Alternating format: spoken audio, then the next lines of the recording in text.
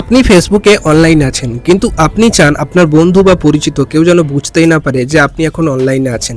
তাহলে আজকের এই ভিডিওটা আপনার জন্য, কারণ খুব সহজ একটি সেটিংস পরিবর্তন করেই আপনি ফেসবুকে অনলাইন থাকলেও অন্যদের কাছে অফলাইন দেখাবে। ভিডিওটি শেষ পর্যন্ত দেখুন, কারণ পুরো সেটিংসটা আমি আজকের এই ভিডিওতে হাতে কলমে দেখিয়ে দেবো। কেউ স্কিপ করবেন না। তো চলুন শুরু করা যাক ভিডিওটা।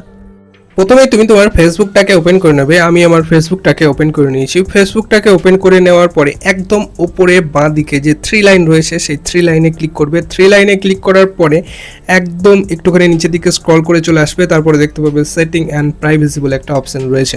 তো এই সেটিং অ্যান্ড প্রাইভেসি এখানটাতে ক্লিক করবে। এখানটাতে ক্লিক করার পরে আবার দেখতে পাবে সেটিং বলে একটা অপশন রয়েছে। এই সেটিংসে ক্লিক করবে। সেটিংসে ক্লিক করার পরে আবার একটুখানি নিচের দিকে স্ক্রল করবে। তারপরে দেখতে পাবে যে অ্যাক্টিভ স্ট্যাটাস, ঠিক আছে, এই যে অ্যাক্টিভ স্ট্যাটাস এই অপশনটাতে ক্লিক করবে। এই অপশনটাতে ক্লিক করলে কি হবে, so when you are active, তো মানে তুমি যখন ফেসবুকে যখন অ্যাক্টিভ থাকো, তোমার নামের পাশে যে সবুজ বাতিটা জ্বলে, একটা গান আছে না, তোর নামের পাশে সবুজ বাতি আর তো জ্বলে না, তো এই সবুজ বাতিটা কিন্তু আর কিন্তু জ্বলবে না যদি এইটা তুমি বন্ধ করে দাও, ঠিক আছে। তো এইটাতে আমি একবার ট্যাপ করছি, টার্ন অফ করে দিলে তোমার নামের পাশে যে এতদিন সবুজ বাতিটা জ্বলছিল সেইটা কিন্তু আর কিন্তু জ্বলবে না।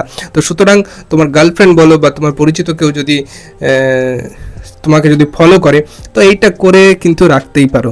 তো এই ছিল আজকে ছোট্ট একটা ইনফরমেটিভ ভিডিও। যদি ভালো লেগে থাকে অবশ্যই ভিডিওটাতে একটা লাইক করে দিও এবং প্রত্যেক জনকে অবশ্যই এই সেটিংসটার ব্যাপারে অবশ্যই শেয়ার করে দিও এই ভিডিওটা, এবং আমার ছোট্ট এই চ্যানেলটিকে সাবস্ক্রাইব করতে কিন্তু একদম ভুলো না। দেখা হচ্ছে পরবর্তী কোনো একটা ভিডিওতে।